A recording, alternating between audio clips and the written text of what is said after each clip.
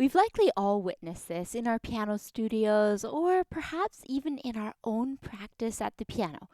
The dreaded piano practice stall, or perhaps even worse, a true locking up of the proverbial brakes and piano progress screeching to a halt with no hope of forward momentum in sight. In this video, I'll give you my top tips for ways you can recover from piano practice stalls and witness forward momentum happening once again. At 16 years old, I got my driver's license in a 78 Dodge van. I know this seems like a little detour, but hear me out. We live 20 miles from town, and as the oldest in the family with 3 younger siblings, my parents were excited to dodge out of all the back and forth driving to piano lessons, youth group skating, and swimming lessons ad infinitum. It was no flashy little number, but it was sturdy and spunky and got the job done.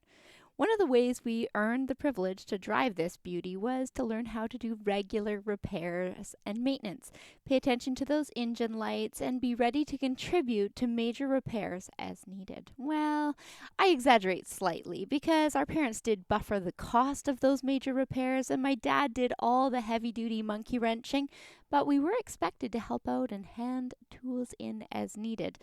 Just for fun, I thought we could use these car maintenance visuals to remind us piano teachers and students of ways that we can move through stalled progress and avoid that full stop screech to a halt that can happen if we skip regular maintenance and forget those check engine lights. Like that one time I avoided it in my little Honda Prelude and my timing belt snapped in the middle of a roundabout and I leapt out and pushed it while steering to avoid the embarrassment of getting stuck in a single lane roundabout. That's a story for another day. When it comes to piano students, you can often avoid the screech to a halt in a few different ways. Do regular maintenance. Of course, when it comes to students, you don't need to check the oil, top up the antifreeze and windshield fluid, or do a brake check. But when it comes to music making, it can help to check for understanding. One of the most common reasons for a stall in progress is when students stall due to a lack of understanding or hitting a challenging speed bump along the way. This applies to beginners as well as musicians at any stage of musical growth. As a teacher, and even in my own practice, I love to frequently check for understanding across a couple of music domains. Let's start with rhythm, note reading, and technical challenges. Rhythm.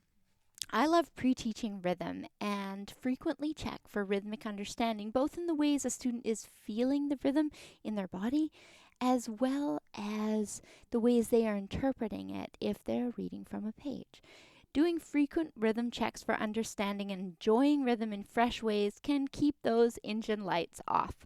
Some ways I check in on rhythm understanding is by doing rhythm echoes and playbacks, as well as clapbacks, exploring rhythm outside their method book or their newest piano piece. We isolate challenging rhythms and check for understanding before adding notes at the piano, and by prioritizing more music listening and moving to music. I am so passionate about this topic that I did create a whole 30-minute video on ways I now teach rhythm differently, and I'll link that video in the description below for after this video. Note reading. When it comes to note reading, there are so many ways to ease frustration with frequent checks for understanding and teaching from a wide variety of perspectives. As a new piano beginner myself, I totally did not get note reading. So much so that my piano teacher had my mom take me to get my eyes checked as I would lean forward, squinting and straining to see the notes, all the while hoping that it would magically make sense. As funny as it sounds, all those wonderful sayings like face in the space and every good boy deserves fudge had me so confused that I didn't realize that notes were just going up and down in a stepwise direction and moving from line to space in a sequence that matched the keyboard. Whoops. It was especially confusing as I was a keen, bright student who was self-taught to be a book reader at 4 years old, so it was perplexing to my teacher that I seemed to always be guessing.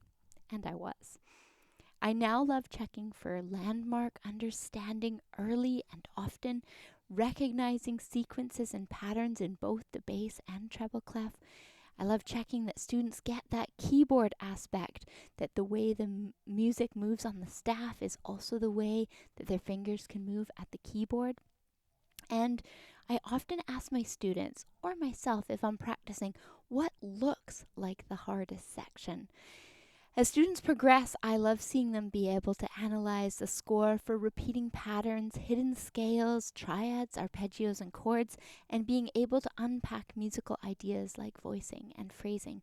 Becoming great musical detectives is a great way to avoid those lurching halts to progress. Technical challenges. Nothing stalls a student quite as fast as technical challenges or overwhelm. When working alongside students or trying to help yourself through a practice stall, it can be so helpful to isolate those practice challenges or weak spots. Pre-teaching techniques that appear in pieces can be a great way to boost confidence, and some techniques you can boost in advance or sneak in to boost remedial confidence could be things like working on forearm rotation, that lateral movement of the hand in advance of that Alberti bass work. Voicing work in preparation for those lyrical and romantic style pieces, hand independence as a focus for inventions and fugues, scale passages that are sparkling for sonatina and sonata preparation, wrist work as you work through two-note slurs and moving into those solid chords with relaxed forearms, careful listening to boost phrasing and musical shaping. Of course, each piece that students learn highlight different aspects of musicianship that can also build a growing toolbox of skills at the piano and avoid frustrating stalls. When it comes to technical challenges, it's also important to create broad foundations before progressing into new levels and progressively more challenging repertoire. It's okay to move sideways as music learners. So I love to make sure that those foundations are super strong before building upwards. I love seeing students leap into challenge pieces, and that can be super motivating for some, but it's equally important to know when to draw back as needed into repertoire that celebrates strengths and leaves room for comfortable technical growth. Sometimes we miss those aspects of regular maintenance, and we might see some engine lights flashing. Here are some warning lights to watch out for. 1. Lack of practice. Students can learn and benefit from their lessons even with intermittent practice, I believe. Be sure to let me know what you think about that. However, if you are never wanting to practice or a student is never wanting to practice, then that could be one of those check engine lights and an important opportunity to double check music goals, reassess priorities, and help encourage new practice strategies. It's also a great time to make sure their repertoire aligns with their personal taste in music. I kind of think there's too much wonderful music out there to spend time playing music you actually don't like. That's just my humble opinion. Multiple learned mistakes. That's another check engine light, in my opinion. Occasional mistakes can happen with any student, but if your student seems to be really struggling with multiple learned in mistakes, this is an important flag to check for understanding. Assess stress and anxiety levels as well, or brainstorm ways to add more support during lessons or home practice, and make sure that the repertoire being assigned is at an appropriate level. Sometimes I love to take a detour for those students into quick studies and music that they can learn at a much faster pace to make sure that they're just not overcome with stress surrounding the level that they're working at. Number 3 is resistance or refusal. A season of less interest can be totally expected in different seasons and for various reasons. But if your student consistently displays resistance to participate during lessons or struggles with attendance due to refusal, then it's important to evaluate and create a plan forward or ways to wrap up music lessons positively.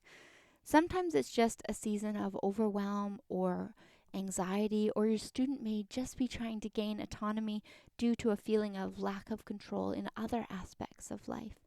Many students can find positive paths forward with lessons after a big engine light moment like this, but others might need a break to reset music goals, or they may need an overhaul of the lesson structure.